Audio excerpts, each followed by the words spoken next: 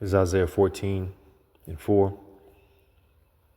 That thou shalt take up this proverb against the king of Babylon and say, how hath the oppressor ceased the golden city?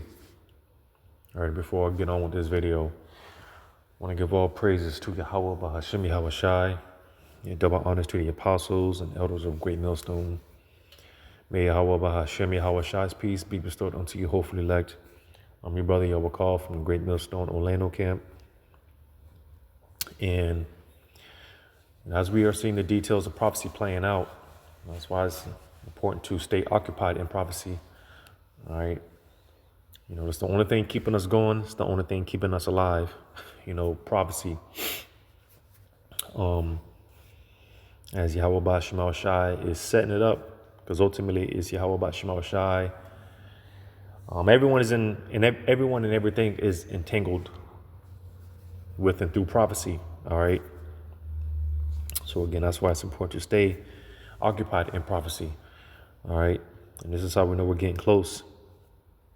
As you know, this guy Trump, which he is the current king of Babylon, as I just read here, all right, is on this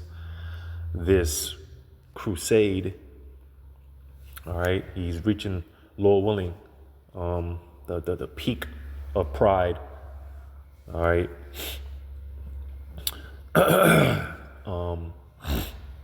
As Trump is on this, again, crusade, he's trying to reestablish Babylon as the world superpower, but America's weak. All right. And, you know, all in all, man, America is not the big bad bully on the block anymore. All right. He's still flexing, you know, as if she is, you know. And as we see, if you're paying attention, we are coming very quickly to the end of this thing, man. All right. As it goes on to say in verse 5, Isaiah 14:5, the Lord hath broken the staff of the wicked and the scepter of the rulers. Because more and more America is becoming a proverb. All right. You know, nations are calling America's bluff, right? Basically, man, you know, Trump is again through this crusade, he's isolating himself. More and more of America's allies are separating themselves, and Babylon is being isolated, as it is prophesied. All right. More and more of America's allies are going to do away with America, the dollar, and things of that sort, and ultimately shoot their missiles at America, which we'll probably touch on in Revelation 17. And these are the steps, all right, as it goes into Revelation 7. Yahweh Ba'Shemau Shai commanded the angels to hold back the winds of destruction, all right, because, you know, certain of a few more prophecies have to play out. The main one being the MOTB, which we're seeing the infrastructure for that has been laid out, it's being laid out, it's been being laid out. All right. So, you know, all this pressure, Yahweh Ba'Shemau Shai is withholding, because when it pops, as it says in Isaiah 47, when it comes, it's going to come suddenly, in a moment. All right. But in verse 6, it says, he who smote the people in wrath and in continual stroke, he that ruled the nations in anger is persecuted, and none hindereth. But again, America is not the big bad bully on the block anymore. All right. You know, you have certain of, as the previous video touching on, and, you know, elders and brothers have been touching on, dealing with, again, the tension with Iran, Iran. It's heating up.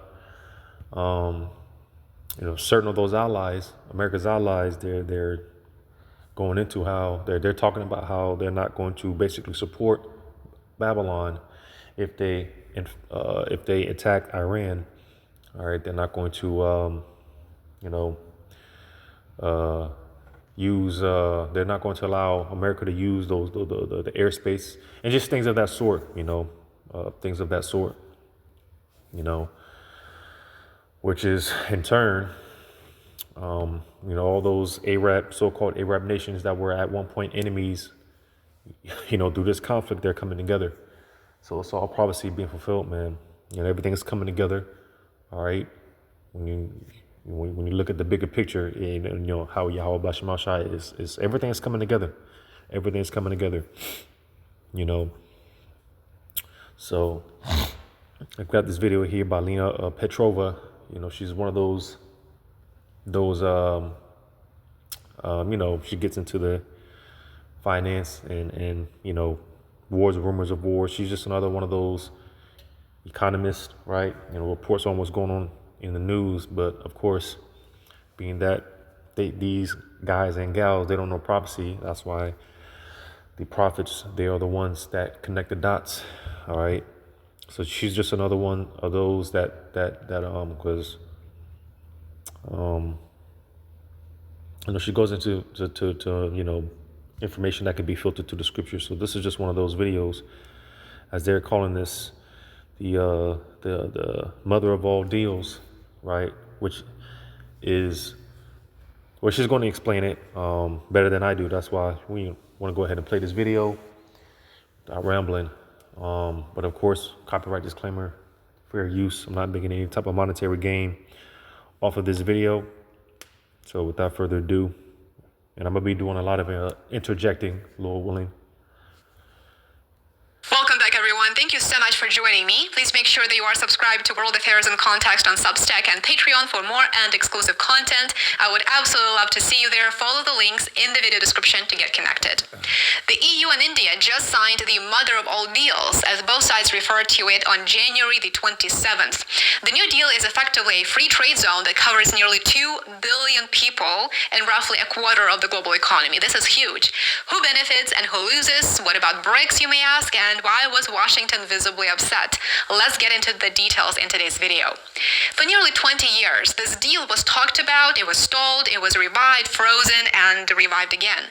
When EU Commission President Ursula von der Leyen announced the agreement from New Delhi, she said, quote, "We are making history," she said, and Indian PM Modi echoed that tone. He called it a landmark moment that will reshape trade, investment, and strategic alignment between two of the world's largest economies. This is one of the biggest economic realignments of the decade. I don't think that's an overstatement. It is a very symbolic one too. The EU, being of course cornered by Trump, had to give up hopes of turning India against Russia and against China. The EU now has to live in a new paradigm, in this new framework. Through this deal, India underscored its own commitment to strategic autonomy, and it clarified once again that it has no intention at all of fitting into any bloc discipline. So, just real quick, because of course, EU, as again, we're going to touch on Lord willing in Revelation 17, being a part of that beast structure, that beast system. And you see, for the most part, all these nations, because again, America has been the big bat bull on the block through the petrodollar, sanctions and things of that sort. But just over the years, these nations, they've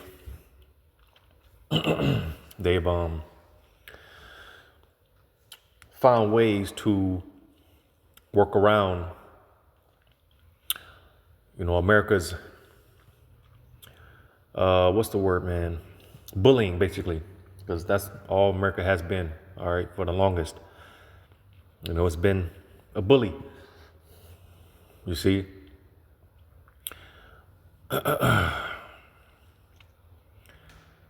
So, Slakia, with this, actually, we're just mentioning Babylon cornering EU, because you have a lot of EU nations, man. They're pissed off, with America. That's why, again, we see everything coming together. What it's going to come down to is failed negotiations. All right. I'm gonna grab this real quick.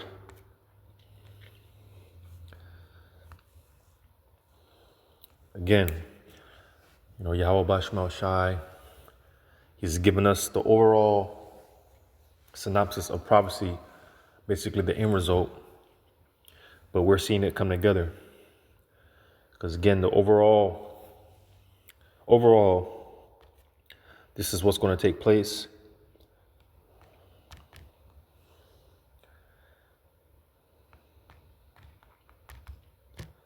In Ezekiel,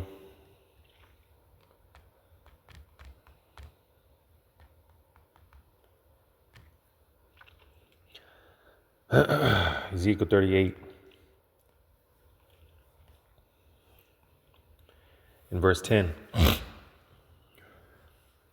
Thus saith the Lord power, it shall also come to pass that at the same time shall things come into thy mind, and thou shalt think an evil thought. Because going into this chapter, which again is all prophecy from the bricks, all right? And now, recent years, it's been the BRICS Plus, because more and more nations are doing away with America, and they're doing all these backdoor deals, and that's just going to go on in this video, because this is not the nail in the coffin, all right? It's not the final blow, but it is a furthering of prophecy. It is more fuel to the fire, all right? But going into this chapter in Ezekiel 38, more and more of these nations doing away with America, doing these backdoor deals. You got America's allies doing backdoor deals with America's enemies. All right. But what it's going to come down to overall is America is going to do something. All right. To the point where, like I just said here, Yahweh Bashmal Shah is going to put it on their minds to, hey, negotiations are going to fail. The Russians, they're going to say, fuck it. All right. And when you read verse 11, it says, and thou shalt say, I will go up to the land of unwalled villages. I will go to them that are at rest, that dwell safely, all of them dwelling without walls and having their bars nor gates. So basically, because as I brought this out here in the previous video on Jeremiah 51, which was the spirit, Jeremiah 51.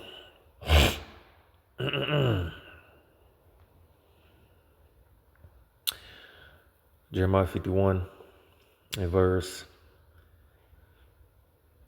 54, a sound of a cry cometh from Babylon, and great destruction from the land of the Chaldeans, because the Lord hath spoiled Babylon and destroyed out of her the great voice. When her waves do roar like great waters, a noise of their voice is uttered.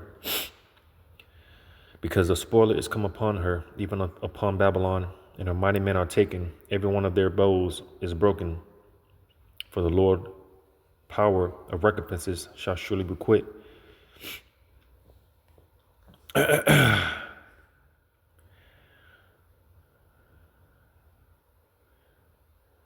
Slakia.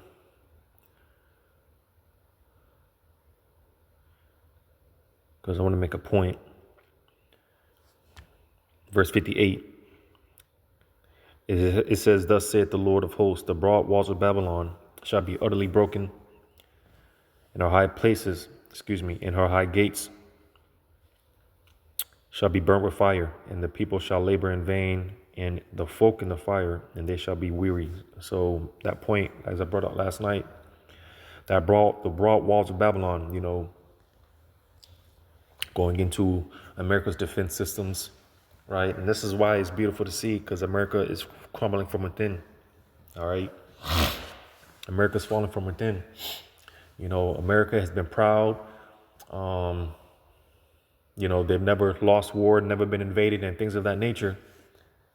But here it is, all these nations, Korea, man, North Korea, it's like they got their hand on that button, man. They're ready to go. They're ready to shoot missiles, right? All these nations that have been prepping, right? And as I read Ezekiel 38, because this is the mindset of these people, the land of unwalled villages, right? These people that dwell carelessly, all right? You know,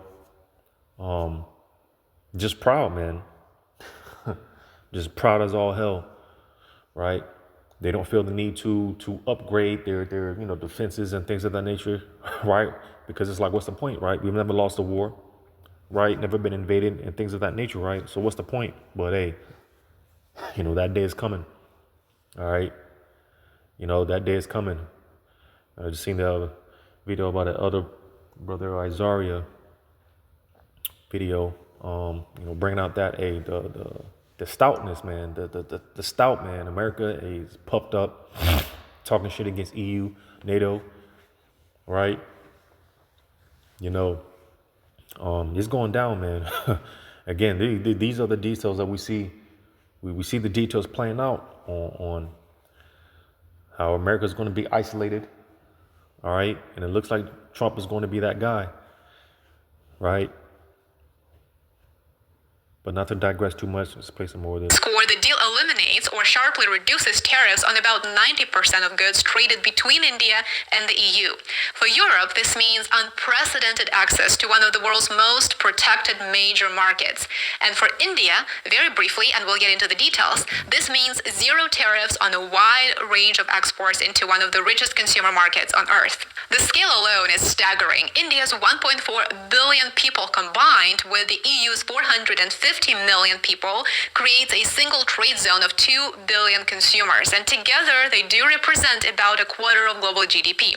Talks began back in 2007, and then they collapsed under disagreements over tariffs, over intellectual property, agriculture, and market access. Because it wasn't the time, all right? But now, this is the time where, hey, things are going to ramp up. A crucial role in the EU-India deal played geopolitics, as Europe willingly cut itself off of Russian energy, and it just signed a law to ban any remaining exports of Russian gas by 2027. The United States, under renewed protectionist pressure, ramped up tariffs and export controls, not just against China, but increasingly against partners and rivals alike, including the EU. India, meanwhile, found itself squeezed by the United States, by U.S. tariffs to be more precise, and rightfully it is very unwilling to increase its own dependence on any single power. It wants to diversify, which is the right thing to do. This is something that Europe is not doing, and so this deal is the result of these challenges that I just described. Scott Bessent, U.S. Treasury Secretary, openly admitted that Washington is very unhappy with such a development. He said the United States has sacrificed a lot. And why would he be unhappy? Well, because this deal gives both sides. It gives India and the EU effectively leverage. It gives an opportunity to expand leverage. It gives an opportunity to expand economic growth without the United States being directly and intimately involved. So you see, all right, because like I said before, this is not the nail in the coffin, but it is more fuel to the fire as far as America's isolation and America's allies doing away with America. All right. But remember that the EU will not do anything that would harm Washington's interest. So this deal is not... And, they got to put those little damage control statements out there. All right. Because, essentially, man, these people, they're afraid. All right. They're afraid, but we love to hear it. All right. Their bad news is our good news. Because eventually EU is going to separate from Babylon, and they're going to shoot their missiles at this bitch. A blow to Washington, because the EU and by extension NATO cannot afford to lose Trump's support. So this is not an anti-US deal, not at all. Therefore, with everything being said, this deal does not mean breaking up with Washington. I want to clarify that. It simply means hedging and diversifying and creating alternatives. Economic cooperation with India will also not be familiar territory for Europe, I should mention. The reason is that the world in which trade served as the main binding force is gone. That paradigm is gone. And today, India views the economy as effectively an instrument of its own sovereignty and a path toward modernization through the slogan Make in India. You may have seen that through production incentives and through industrial policy. And so, as a result of that, Brussels will have to effectively make room and learn how to compromise on environmental requirements and standards, as well as on ideological expectations, I would say. All of this adds up to a new model. This appears to be a partnership that is built not on agreement, but on the management of differences. And this is a completely new framework, especially for Western states. The EU has effectively exhausted its ability to form large strategic alliances in the old way, in that way that it used to, in the way that it preferred. Therefore, the EU is learning to live in this completely new world where partners do not become allies necessarily, where value-based rhetoric gives way to functional interaction, where foreign policy turns into an engineering task to find a way to cooperate without being fully ideologically aligned, which was that previous preference that any Western state seemed to push toward. One could say that Europe, slowly and not entirely willingly, I might add, is getting used to living under conditions of multipolarity. Because everyone is tired of America, man. Like I said, America has been pushing these nations around, right? Bullying these nations, talking shit against their allies, right? So what do we see basically is these nations, America's allies, EU specifically, they're exploring their options. All right, again, America's not the big bad bully on the block anymore. Since I'm in Jeremiah 51, I'm going to jump up to verse 7. Babylon hath been a golden cup in the Lord's hand, that made all the earth drunken. The nations are drunk enough for wine, therefore the nations are mad, right? From there, I'm going to go to this. What is that, Habakkuk? Because as you put that in quotations, not winningly, right? Hey, Esau has done to the world what the Heavenly Father is about to do. Through Yahweh Bashim Shai is about to force the world into submission. And that's pretty much what Esau's done. Habakkuk 1, I do believe. Habakkuk 1, and start at 6. For lo, I raise up the Chaldeans, that bitter and hasty nation, which shall march through the breadth of the land to possess the dwelling places that are not theirs. And this is what Esau's done worldwide. He's going into these other nations, all right, meddling in other men's affairs, right, and things of that nature, man. And I always make the point, because as I read, Babylon has caused the whole world to drink that wine, right? And the nations are mad. But it doesn't matter how much you drink. Eventually you have to sober up, man. And the nations, they've been sobering up. And all nations are pointing to one common denominator, Esau, Babylon. It says, verse 7, they are terrible and dreadful. Their judgment and their dignity shall proceed of themselves. So again, and Lord willing, Trump, man, he's the guy to do it. Lord willing, this dude be the dude to do it, man, because he's just at an all-time high, man. All right. And he's on this war front, though. He's on this rampage, man. Like I said, their dignity shall proceed of themselves. So, hey, man, Lord willing. It says, verse 8, their horses also are swifter than the leopards. And is that not going on right now? Trump just went over there in Venezuela. He's already talking about, Greenland, right? Going into Cuba, right? Threatening these other countries. Hey, y'all next, basically, right? Is he not moving swift? It says, and are more fierce than the evening wolves, and the horsemen shall spread themselves, and the horsemen shall come from far. They shall fly as an eagle that hates it to eat. And is he not surrounding himself Is he not surrounding Iran, positioning himself around Iran? Which what is that going to lead to? Right? Russia getting involved, which who backs Russia? China. All right. And all these other nations, man, that are going to be joined unto Russia, right? Because Russia is going to be is going to lead the charge to Yahweh Bashimal Shah, the spirit of Yahweh Bashimal Shah, in America's destruction. Russia is going to be that charge. It's going to lead the charge.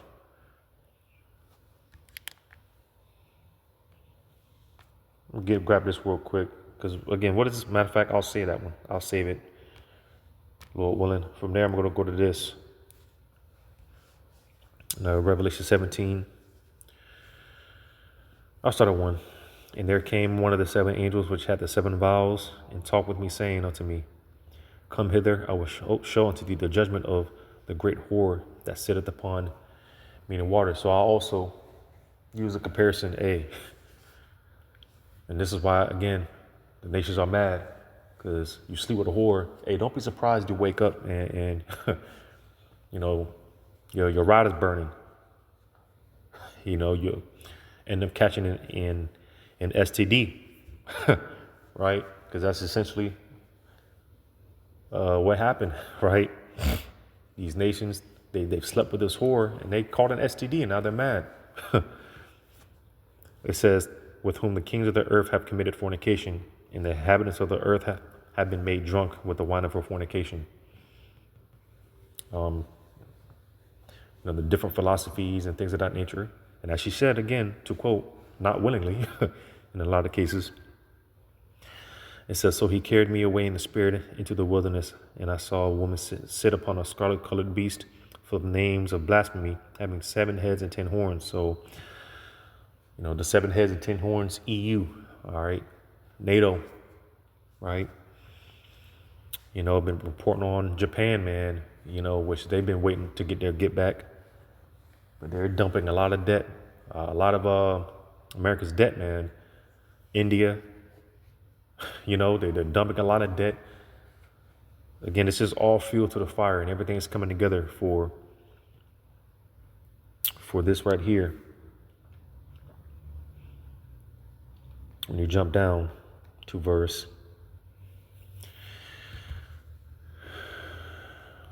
16, it says, And the 10 horns which thou sawest upon the beast, these shall hate the whore, and shall make her desolate and naked, and shall eat her flesh and burn her with fire. Again, going into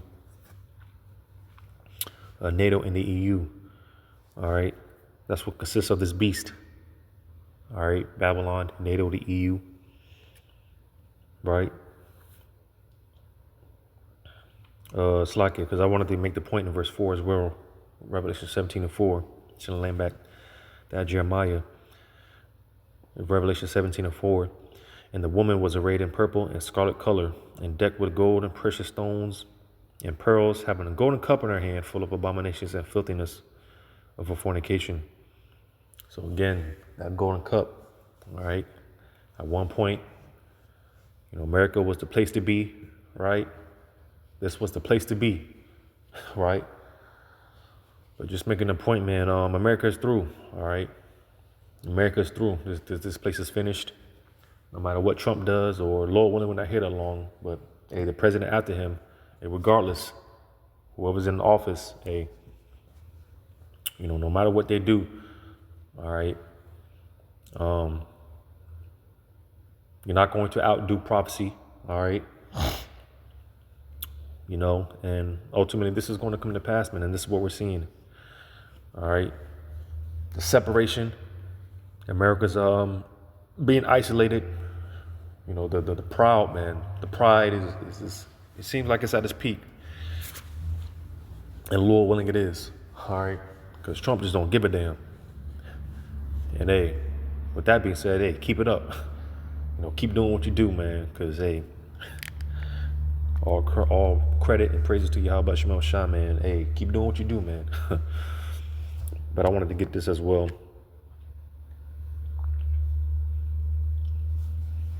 Because again, all these type of backdoor deals, right?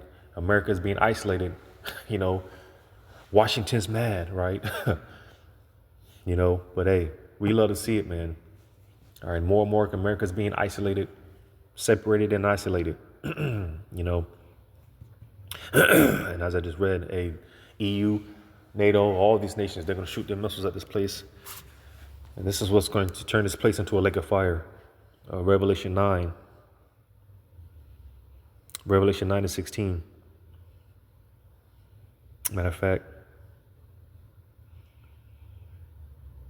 let's start at verse 13. Revelation 9 and 13. And the sixth angel sounded, and I heard a voice from the four horns of the golden altar, which is before the power, the Most High, saying to the sixth angel which had the trumpet, loose the four angels which are bound in the great river Euphrates. And are we not seeing that over the years? All right, Yahweh Bashemal Shai, through the spirit and power of Yahweh Bashemal Shai, the Lord is stirring things up. All right, He's preparing the way for World War III. You know, the river Euphrates. Do we not seeing the, you know, as the scriptures talk about the river Euphrates being dried up? Are these things not coming to pass? So hey, call halayim Yahweh Bashemal Shai. All right. Reading on in the verse 15, and the four angels were loosed, which prepare for an hour, and a day, and a month, and a year, to slay the third part of men. And the number of the army of the horsemen were 200,000, and I heard the number of them. So going into that 200 million warheads. All right. Now Salakia. I'm gonna just say I don't know if it's talking specifically just a number in general as far as the nukes that are going to be flying throughout the four corners of the earth. If it's going to be 200 million warheads, or if the 200 million warheads is talking about all those 200 million, because when it mentions the 200,000, that's going into 200 million warheads, nuclear warheads. Now, I don't know if it's talking about specifically those warheads going to hit America, or those going to be, you know, just the warheads that are going to be flying throughout the four corners of the earth. Because, you know, those nukes, man, they are going to be hitting different parts of the earth. All right. You know, over there in the Levant region, all right, the so-called Middle East. All right. You know, Israel's going to be completely destroyed. Right. Like I just mentioned, Yahweh Bashemal Shai, he's stirring things up to where, hey, World War III is going to start popping off. It's going to pop off. It's going to be a mandated draft and things of that sort, right? You know, but I don't know if it's talking about 200 million warheads specifically hitting here in America, because nevertheless, there are the majority. I'll say the majority of those missiles, those nukes, man, are going to hit America, and that's what's going to turn this place into a lake of fire. All right, I will say that. I know that. All right, the majority of the warheads that are going to be flying throughout the four corners of the earth, the majority of those warheads are going to be hitting here in America, and that's what's going to turn this place into a lake of fire. But as I read in Revelation 7, it's not going to be Russia, just Russia. You know, they're going to lead the charge, but all of America's allies, the beasts, all right, you know, as I read, they're going to hate the whore, man, and they're just going to turn their missiles, shoot those missiles. Russia leading the charge, right? Negotiations are going to fail. America's going to do something. Whoever the current leader is, when this time comes, and Lord willing is Trump, but hey, he's going to do something, man, to piss Russia off, piss these nations off. You know, ultimately, this is the fate of Babylon. All right, now mind you, John the Revelator, all these prophets that seen America's destruction, they've seen an event that already took place. All right, so this has already happened. So like I said, you know, it's nothing that no one is going to be able to do to offset prophecy or anything like that. All right, it's the Lord's determination, as the scriptures say, that his purposes may be fulfilled. All right. Matter of fact, I'll end off with this. In Revelation, going back to Revelation 7:17. In verse 16 again, and the 10 horns which thou sawest upon the beast, these shall hate the whore, and shall make her desolate and naked, and shall eat her flesh and burn it with fire. Going into those missiles. For the Most High hath put it in their hearts to fulfill his will, and to agree and give their kingdom unto the beast, until the words of the Most High shall be fulfilled. And the woman which thou sawest is that great city, which reigned over the kings of the earth. So you see, all right, but making the point again, ultimately the Lord is doing this, So call Allah Yahweh Shema Shai, just more fuel to the fire, all right. And again, we see the details playing out. So Lord willing, this is edifying. All praises to Yahweh Shema Shai. Shalom to you, hopefully elect.